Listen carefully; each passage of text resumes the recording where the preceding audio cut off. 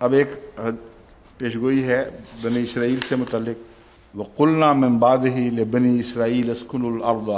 فَإِذَا جَاءَ وَعْدُ الْآخِرَةِ جِئْنَا بِكُمْ لَفِيفًا، کہ جب آخرت کا وعدہ آئے گا اس وقت ہم تمہیں ساری دنیا سے سمیٹ کر اکٹھا کر دیں گے۔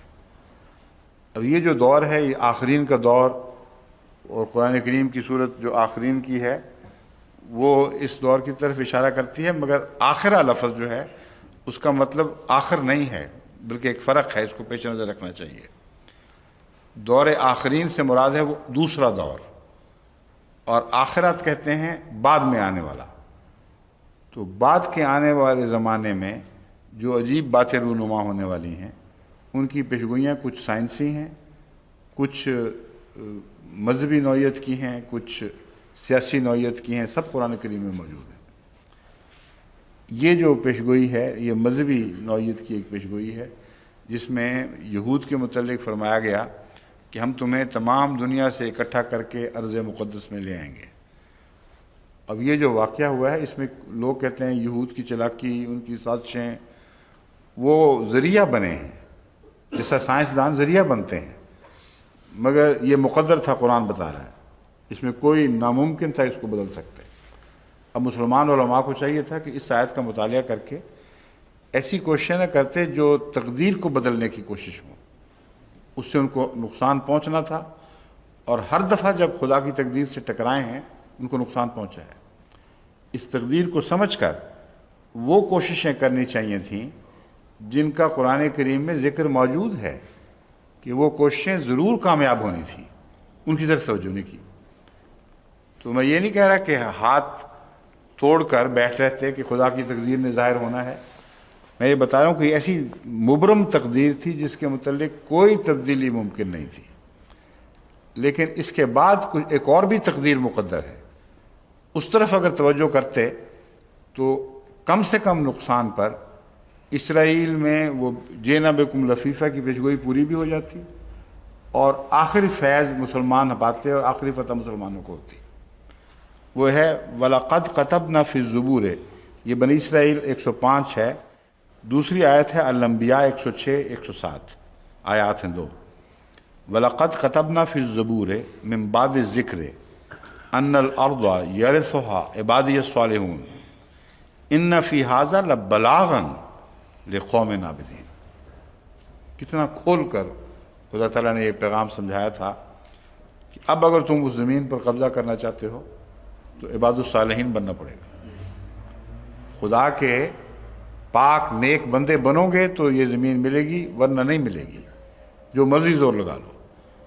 ان فی ھذا لبلاغا لقوم عابدین، اس میں ایک بہت بڑا پیغام ہے۔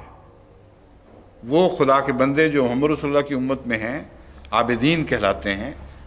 ان کے لیے اس میں ایک بہت بڑا پیغام ہے، ایک عظیم پیغام ہے، بلاغن۔ اس کو سمجھیں گے تو فائدہ اٹھائیں گے، نہیں سمجھیں گے تو ٹکرے مارتے رہیں گے، ان کا کچھ بھی نہیں بنے گا۔ اب تک تو نہ سمجھنے والا دور چل رہا ہے، بس یہ درس سن رہے ہیں، عرب بھی تمام دنیا میں لوگ سن رہے ہیں، ان کو میں سمجھاتا ہوں کہ اس پیغام کو سمجھیں، یہ بلاغن ہے، بہت بڑا عظیم الشان پیغام ہے۔ اس کے تابع اپنی روزمرہ کی زندگی کو صالح بنائیں، اور یہ صالح بنانے کا جو مضمون ہے اس کا حکومت کے تختے الٹنے سے کوئی تعلق نہیں ہے۔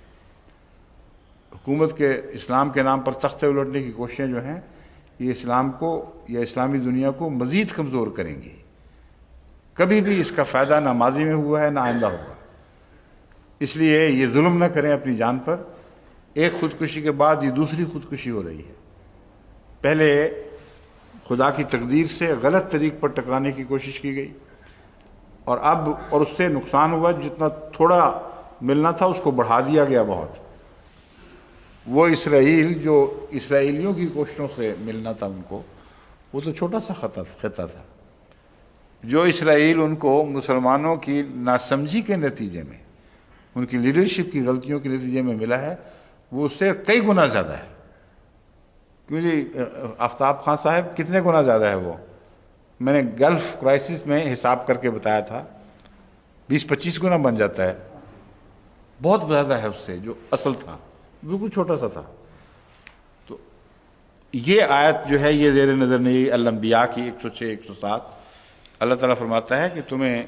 مل سکتا ہے، مگر ہم نے زبور میں داؤد کو، جس کے نام پر صہیونی تحریک چلی ہے، زائن ہل کا حضرت داؤد سے تعلق ہے،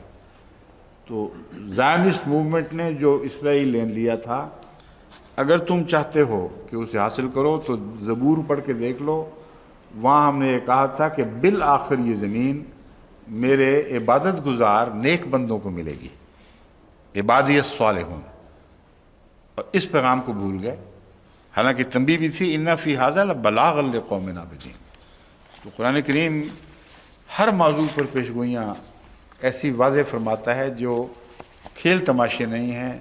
جو جادوگری سے کوئی تعلق نہیں رکھتی، لیکن ایسا جادو ہے جیسا دنیا میں کبھی دکھایا نہیں گیا، یعنی وہ کھل کے